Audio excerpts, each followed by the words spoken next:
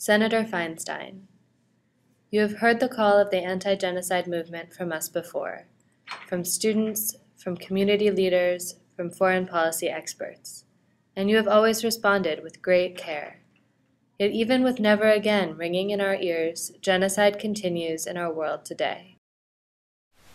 I'm asking you to become even more of a human rights conscience for our government than you already are, so that our government can no longer be complicit and quiet as these things are happening. What do we do to see that this doesn't happen again? What do we do to see that at the first signs? Could we have told in the 1930s that something was going to happen? You know what? We could.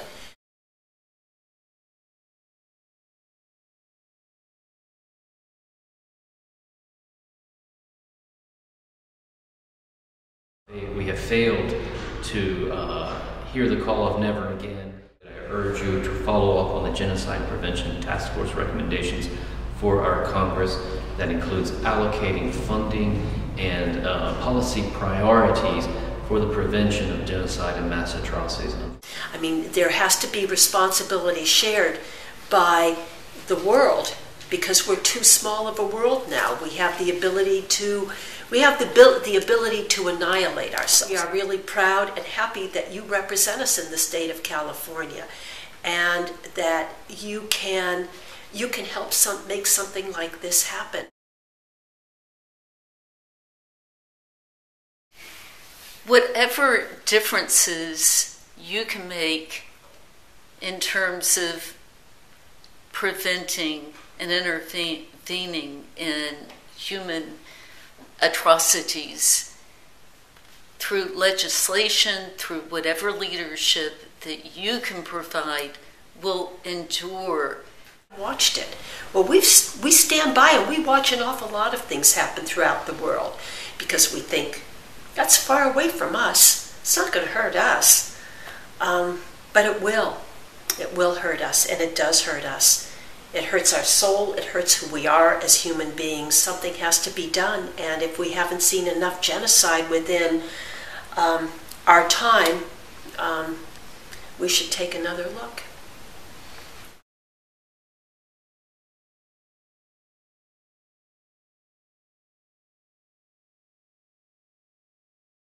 tumaze kwambara papa baraje nawe yabyumvishije abaraje aratubwira ati bana banjye tugiye gupfa, ati ubwo birarangiye nyine bagiye kudutemagura. Ariko twasize abantu barimo kuboroga, abandi bahiye bacitse amaguru, baratemye bararuha, batera amagranade bararuha, bashyiramo ibishyitsi n'amamatera na za esansi baratwika. After the Holocaust, we said never again. Did we really mean it? Genocide is one of the most difficult foreign policy challenges for the last 100 years. And we've almost uniformly failed to confront it. I think it's also important to look at the places where there are mass atrocity conflicts going on, not just what's technically been called genocide. The conflicts that are going on are not unknown. It's what we're going to do about it.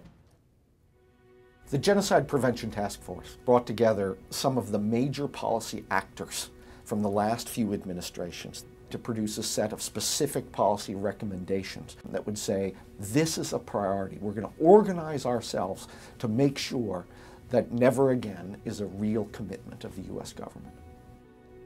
The Genocide Prevention Task Force found that genocide is preventable. The past U.S. government responses to threats of genocide were almost entirely ad hoc. There was a lack of a structure in place to raise these issues to senior decision makers and prompt action on them on a timely basis. We've seen our entire system devoted to dealing with a conflict once it's already started. Far easier, less bloody, less expensive to try and intercede when you see the roots of these conflicts. Cut things off before the violence really begins. One of the most important shifts recommended by this report is really a shift of mindset. When we act early, we save lives and we save money. Preventing genocide is not only something we should do for humanitarian reasons or for moral reasons, but that it's actually in the U.S. national interest to do so. When we see genocide take place, it fuels instability in corrupt places where we see other kinds of problems that threaten our interests. The American people actually do care about preventing genocide. There's a growing sense of people of conscience that we're not going to let this continue. We're well aware that Congress cares about this, but they also have to have the tools to do something about it. The GPTF recommendations are giving our leaders the tools to be able to succeed.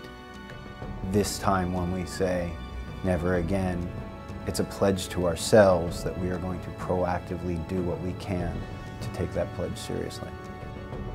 If these recommendations were put into law, there's no question that we'd have a better chance at saving lives. When basic human rights are violated, it concerns us all. And when we have the ability to protect them, we have a responsibility to do so. Stop genocide for once and for all!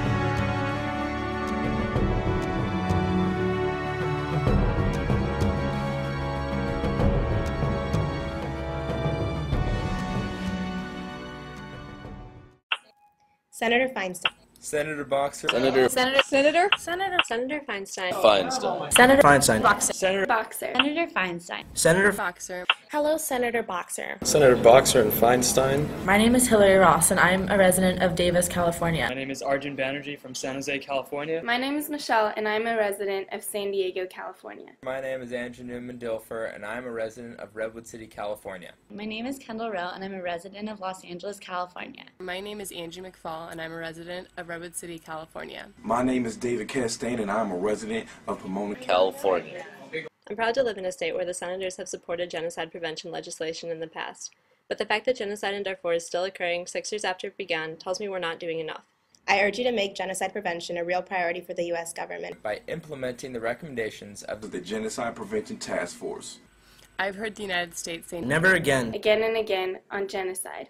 Now's the time to make never again a reality. I strongly urge you to make genocide prevention a priority by supporting the recommendations of the Genocide Prevention Task Force. Thank you.